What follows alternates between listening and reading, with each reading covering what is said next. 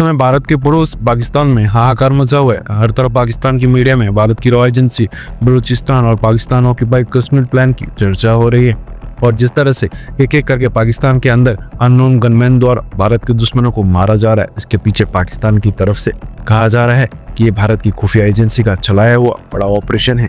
और अब जिस तरह से इनका खात्मा हो रहा है, भारत अपना अगला प्लान और अपना अगला वॉर खेलने जा रहा है, जिसकी शुरुआत डिप्लोमेटिक स्तर पर भारत ने पाकिस्तान को घेरने से की है। और अब पाकिस्तान को ये डर सता रहा है कि कहीं पीओके उसके हाथ से न छिन जाए और बलूचिस्तान में भी और बड़ा विरोध शुरू न हो जाए।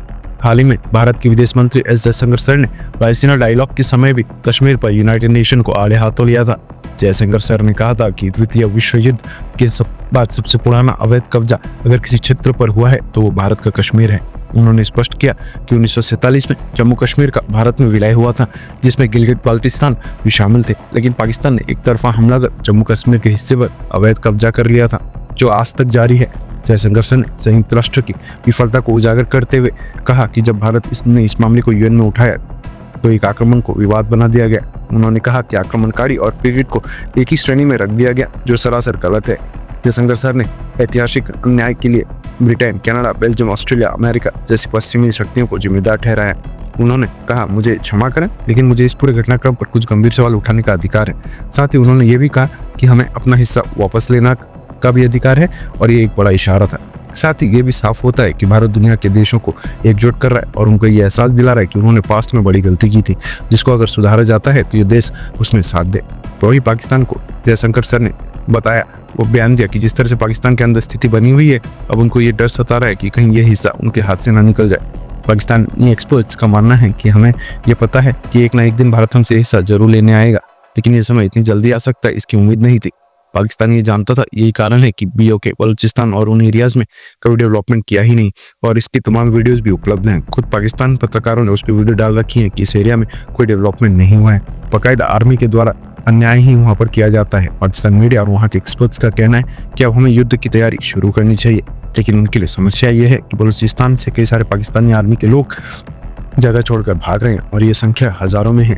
इस एरिया में कोई भी पाकिस्तानी आर्मी का बंदा तैनात होने को तैयार नहीं हो रहा है। पाकिस्तान आर्मी, जिसे कभी पूरे देश की सबसे ताकतवर संस्था मानी जाती थी, आज खुद इस संकट में फंस चुकी है। पाकिस्तान के अपने ही रक्षा विशेषज्ञ अब खुलकर ये कह रहे हैं कि पाकिस्तान सेना के पास ना तो पर्याप्त संसाधन है और ना ही पर्याप्त सैनिक कि वो दो मोर्चों पर एक साथ लड़ सके। एक तरफ एलओसी पर कश्मीर और दूसरी तरफ बलूचिस्तान में विरोधी गुटों से जूझना।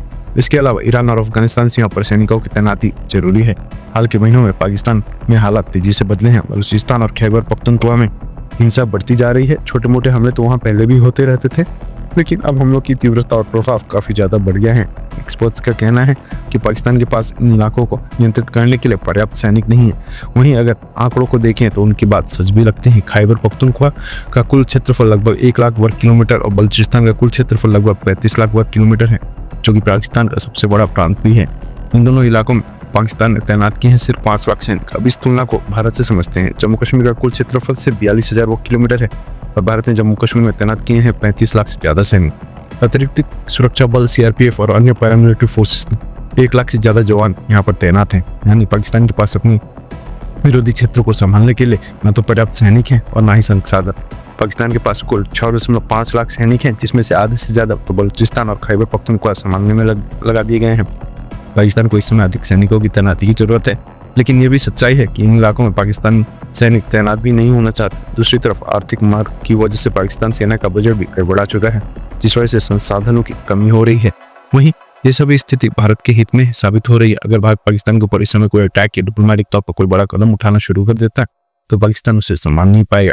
दूसरी तरफ पाकिस्तान के अंदर जो संगठन है वो और भी तीव्र होकर पाकिस्तान पर हमला करना शुरू कर देंगे, जिससे पाकिस्तान से भारत को पीओके लेना आसान हो जाएगा। जिस तरह से अमेरिका, चाइना, रशिया अपना विस्तार कर रहे हैं, ऐसे में ये भारत के लिए एक बड़ा मौका है और ये सब चीजें पाकिस्तानी लोगों और वहाँ की आवाम, साथ ही सेना भी भाप रही है।